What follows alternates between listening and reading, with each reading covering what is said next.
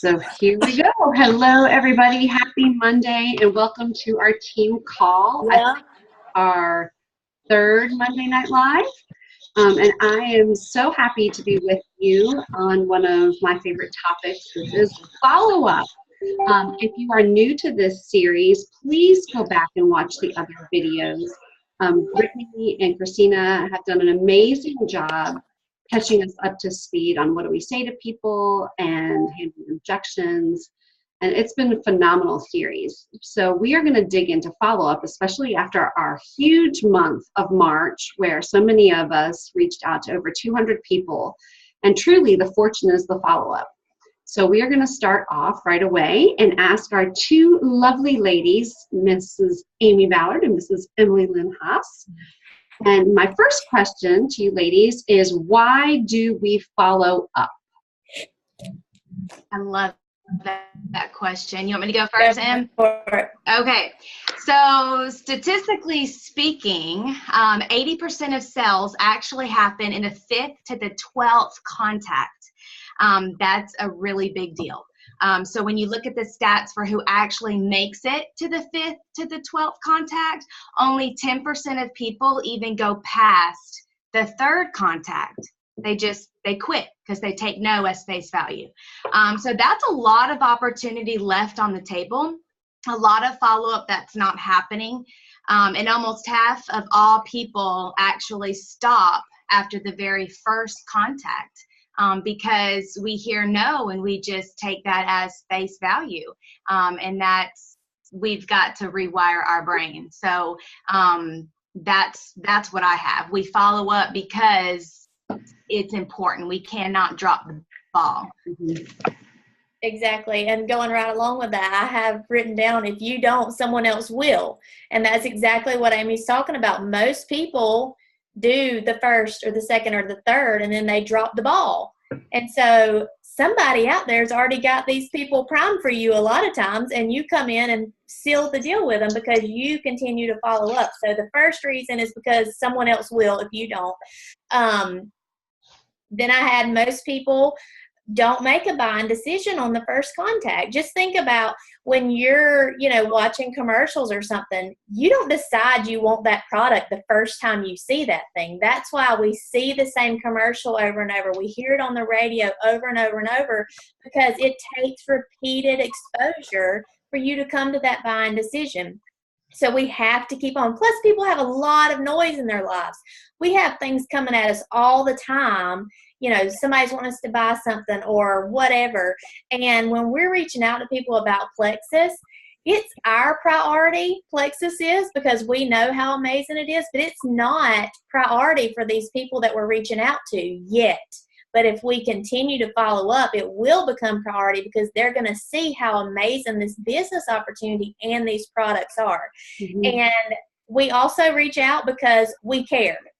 You care about people. You have a solution to their problem. So you're going to continue to follow up because you know what you have can help them. And because if you want to be successful with this business, follow-up must be an ongoing process. It's one thing that you're going to have in this business that never, ever, ever stops, ever. It's a continual thing if you want to be successful with this business. I love that, ladies. Those are so good. And in fact, I'm living proof because somebody reached out to me about Plexus 3 times over 2016. And then I ended up joining with Brittany, and she got me. Okay, next question. Ladies, who do you follow up with? Customers, but I'm working on that. I have shifted my mindset and I am starting to follow up with business builders. I've definitely learned that here recently. Yep. And I wrote everyone, anybody that you've ever talked to on the planet about Plexus, you need to follow up with them because somebody else is going to if you don't. So go talk to everyone. And when you have failure in this business, it simply comes from getting a no and letting it be a no instead of no, but follow up with me later. Yeah. So everyone. That's my answer. Mm-hmm. Okay, that's great. How often do you ladies follow up? And maybe do that in two parts, like customers, like people that you're trying to get on the products, and then people that you're trying to make business builders.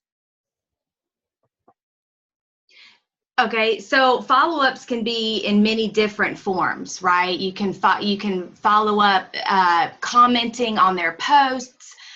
You can comment just in conversation. Hey, how was your Easter? You know, it doesn't always have to be about Plexus. As long as you keep yourself in the forefront of their minds, you know, follow-up can be just in so many various different ways. So that was the question. How often do you follow up? Mm-hmm. Yeah, I mean, just as it depends on the circumstances. Emily, what do you have? Yeah, basically it does depend on the circumstance. So if I reach out to somebody and they're engaging with me in conversation, you know, if they're responding to my messages, I try not to go more than 2 days max without getting, you know, like, because you want to, if they're engaging with you, you want to keep that going. You want to keep, you know, throwing that ball back and forth, keep that conversation going. If they're not really giving you a whole lot, that's when I go to things like, you know, commenting on their posts on Facebook, and tagging them in gut health articles, things like that, gut health and happiness posts, things like that. But it really just depends on the engagement that you're getting from each other. If they're responsive, 24, 48 hours, definitely. And once they kind of back off a little bit, I go a week, depending on, you know, a week for a couple of weeks. And then if they're still not giving me anything, we move it out even further, maybe 3 weeks or a month. But once they start engaging again, we go right back to that 24, 48 hour thing. Because you've got to keep it going. If they're going, then you're going, you know, make them a priority for sure. That's great. Okay, so when you're messaging and following up, what do you say to both the customers and business builders? Yeah, so I think it's quite selfish for one to take the products, gain relief and life changes, you know, physically, then not to care to share and give others the same hope. I love that. Right? You have something life-changing on your hands, so we need to be sharing it. It's up to them to receive it or not, but at least we share. Now, when someone blows you off by saying, okay, I'll look over it tonight and get back with you, you're going to take control of the conversation and reply, great. I'm so excited to hear your thoughts. I'll check back in tomorrow around lunch. You know, you're letting them know you accept some feedback and you will be there to follow up. You know, you let them know. It gives them a sense of urgency. So when someone says no, does it really mean no? Again, like we're saying, do you take it as face value and never follow up? Absolutely not. Why? Because, you know, I, for example, was a no for 2 solid years. Circumstances always change. Diamonds are diamonds because they've gotten way more no's than we have at this point. So another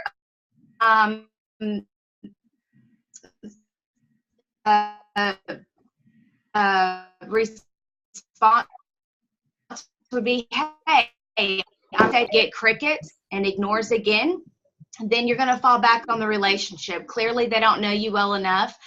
They don't trust you fully yet. Or my favorite way of thinking is they totally forgot to respond.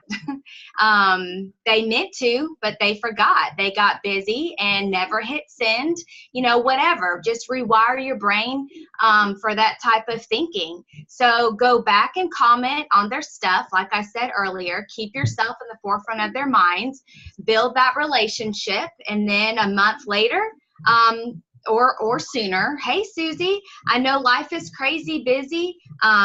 Take the pressure off of that guilt of them, because I'm sure they're feeling it. And then say, I just wanted to check in to see if my posts have sparked an interest now. I know circumstances change all the time. I also can't get you off my mind, and I just know you would love these products just like me. Would you be open to some more information? Always in a question. And then crickets, okay, repeat 3 months later, two or 3 months later, but always be building, always fall back on that relationship, always be commenting on their stuff, check in as a friend, make sure that you're always adding value to them, in however you can. Just be there for them. Check in. How was your Easter? I loved your family pictures. How did it go? What did you guys do? Yep, I agree with that 100%.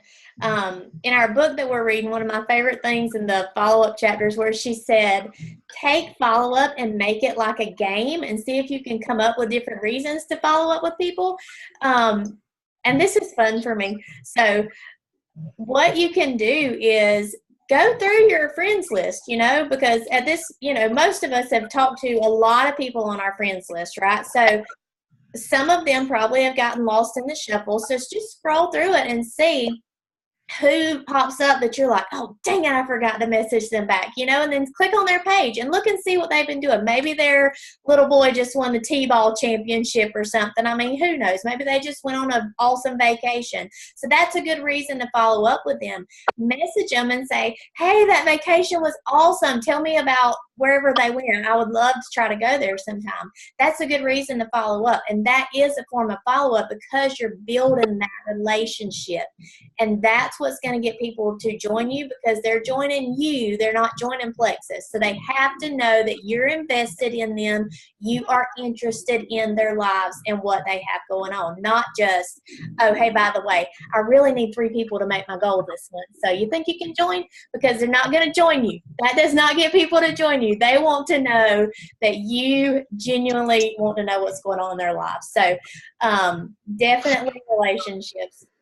A lot of times what I do if somebody has not responded to me in a while, I'll say, hey, Natalie, I know you're super busy, but I really think that you'd be interested in what I do. So if I send you a quick video to watch, would you check it out and give me some honest feedback? That I usually get pretty good response back with, because people generally, they don't tell you no a whole lot. They may ignore you, but they don't generally say, no, I'm not going to help you because I'm not that kind of friend. People don't say that. So if they're ignoring you, like Amy said, probably 8 or 9 times out of 10, they really are busy and forgot, because like I said, Plexus is not their priority. And they probably checked it, saw your message in the checkout line at Publix with 8 youngins hanging on their legs screaming, and they just forgot to message you back. Do not take it personal. Just follow up with them. That's what this is about, follow up with them. Another thing, Amy kind of hit, we use pretty much the same messages, just take them and make them you. Make them sound like you, and just be genuine. That's the biggest thing. Be genuine and be invested in the people that you're talking to. And I want to add real quick, back to what, I said crickets repeat after, repeat 2 to 3 months later. But if they were to say, sure, to being open to more information, you say, awesome, tell me what your health goals or concerns so that I can give you the exact information that best fits your needs. You already know they need to try Plex, but obviously this is going to get them to talk and open up and bring back that conversation. Another awesome tool that we do is using voice messages. I'm sorry, I think that's the next. But using voice messages, always fall back on the relationship building when there are crickets. And whatever you do, just like Emily said, I feel like we're saying the same things over and over again because it's just so true, but we cannot take it personal. If you do, then maybe we need to be doing some extra personal growth if we're taking it personal, because it's not about us, it is about them. It is about their time, their needs, and they're going to come around because they always do. And we need to make sure that we're there and ready to play ball when they're ready to play, because if we're not, someone else will snag them up and change their life, and you want it to be you.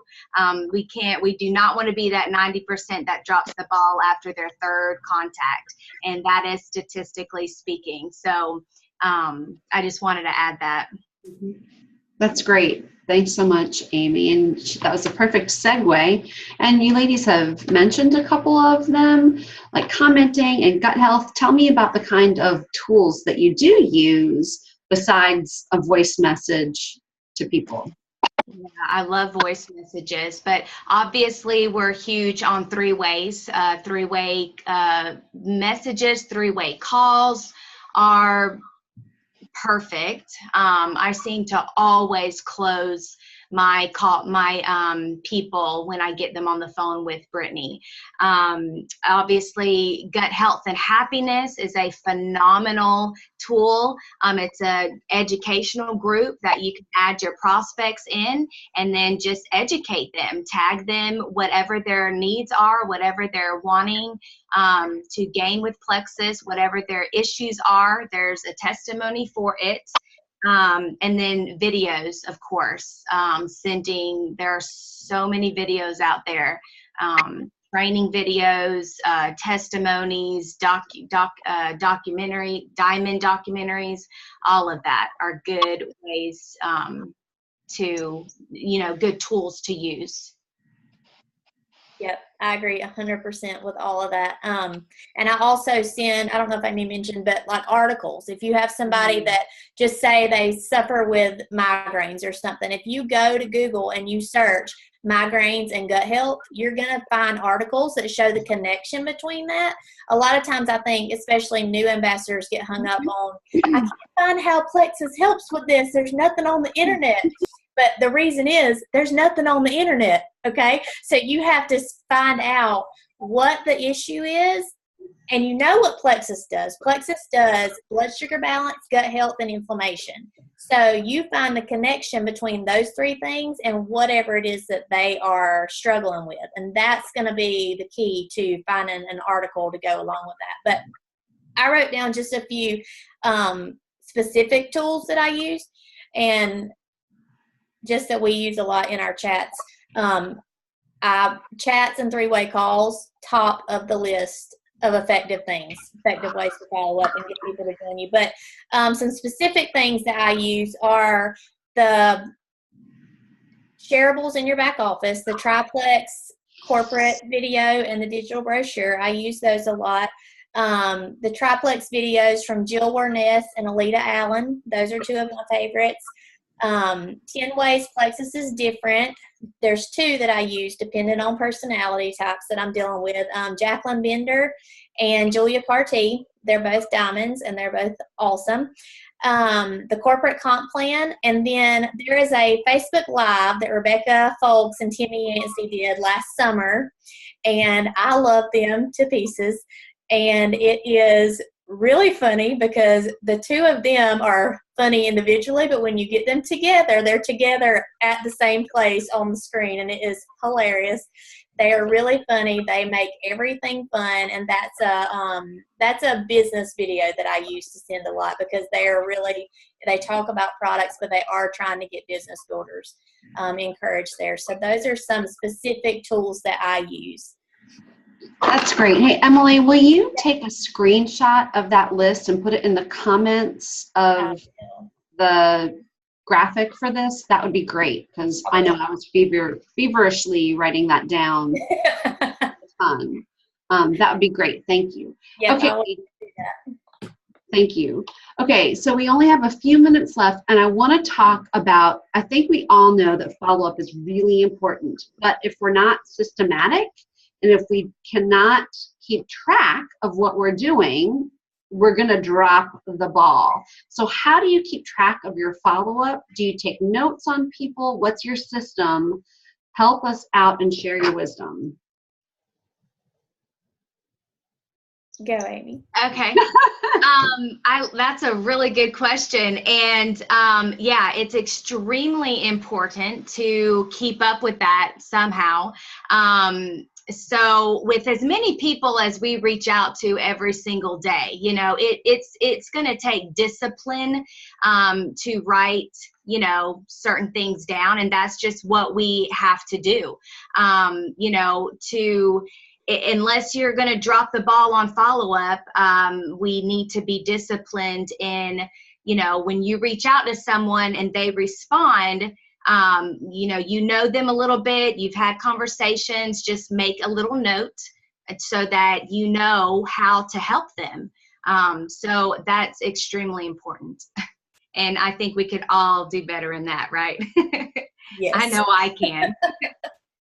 Yeah, so I do keep notes somewhat, not as much as I do in my head, because I have grand goals of keeping notes with everybody, but they don't always, you know, happen. But so a lot of what I do, which is not terribly effective, is scrolling back through my message. Like if I'm reaching out to Susie today, before I go in the chat and say something, I'll just scroll up and read back through my message to see what we had talked about, to make sure that she really does have migraines and not IBS, and I'm not talking to her about the wrong thing, because that's embarrassing. And so that's kind of my system. And then I do on my planner keep notes and about some things. That is theoretical most of the time, but when you do that, it is very effective. Yeah.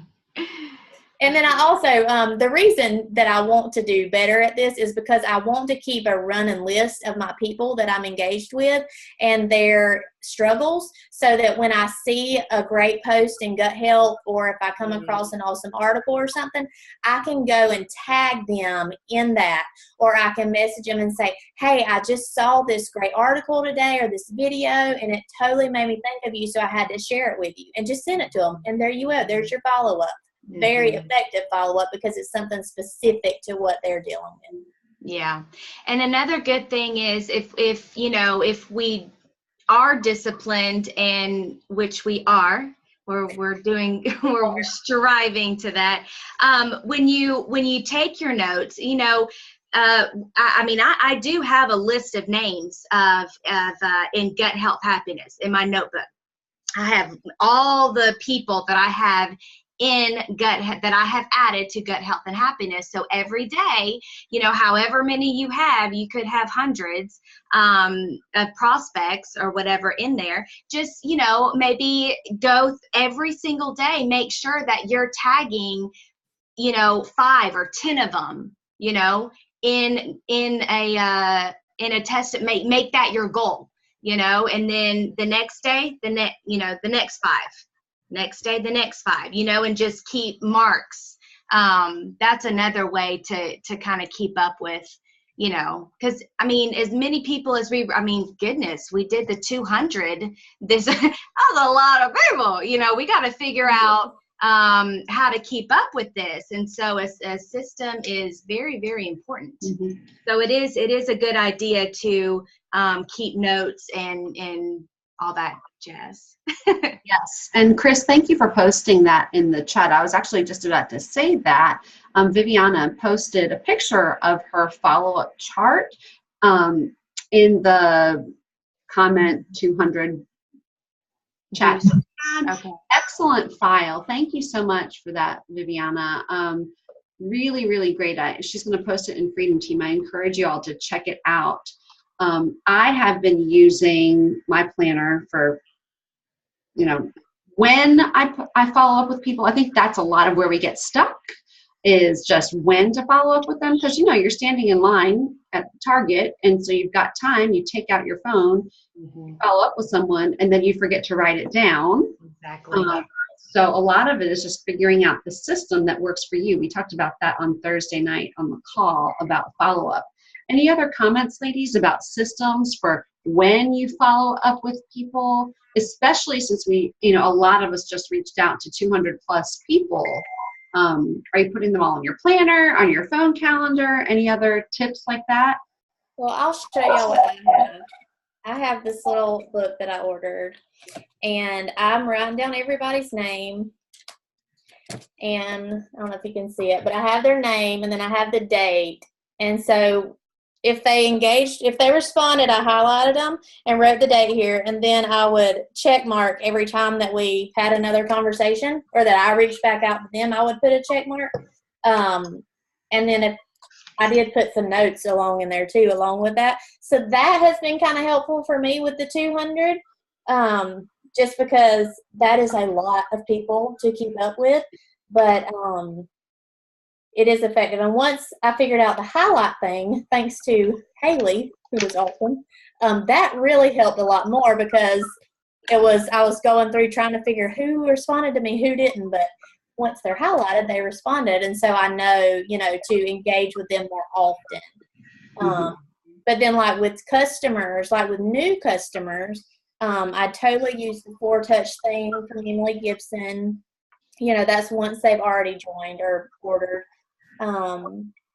But like I said earlier, 24 to 48 hours if they're engaging, and then move them out a week if they're not for a couple of weeks, and then move them out a little bit further. And once they start talking again, bump them right back to the beginning of that system with 24 to 48 hours. All the while commenting and making sure you're being engaged. I actually have the same thing. I've got all their names, and I also highlight the ones that are engaging with me, so I know that those are relationships that I'm building on, and I'm making certain that I'm staying in the forefront of their minds. That's great. I have grand ideas since I've been reaching out to so many people on Instagram, and I go back through, I've got a checklist too. But sometimes when someone responds to you, it's hard to find them, even when you have a lot of people highlighted. So in my, perfect life, I have an Excel spreadsheet that I could sort alphabetically, and I'll let you all know if that ever happens. Not the reality today. So it is 10 o'clock. Any other questions? I'm looking at the chat. I don't see questions. Any final comments, ladies? Don't drop the ball. Fortune's in the follow-up. Yes, it is definitely. And if you want to be successful, you're going to have to follow up. Yes. And you just do it, even if we don't have perfect systems. Amy and I have been doing this a long time. We don't have a perfect system still. We have, like I said, grand ideas of perfect systems, but we have something that works. It may not be, the best thing that's ever happened. It may not be super effective and efficient like it could be, but it does work, and we use it. So that's all you really need. You need a plan, and you need to implement it. That's right. You're moving. As long as you're doing it, you're moving. Mm-hmm. That's right. The one last thing I wanted to leave you all with is I think we do a really good job of following up with people to get them on the products. But remember, business builders are made. They are not born. So remember to be following up with your customers about your business, about what you're making, about the checks that you're getting. Follow up with your with your current customers, and turn them into the Christinas and the Amys and all those others that will be your rock stars. So this is not just getting people in on your team, this is getting them to be working your team. And that same thing applies, this whole call applies to that follow-up as well. So we've got the two things going on. Okay, ladies, thank you so much for your time. And anything else, Brittany? Okay, thanks, ladies. Have a great week, and we'll catch y'all later. Good night. Thank you. Bye, y'all.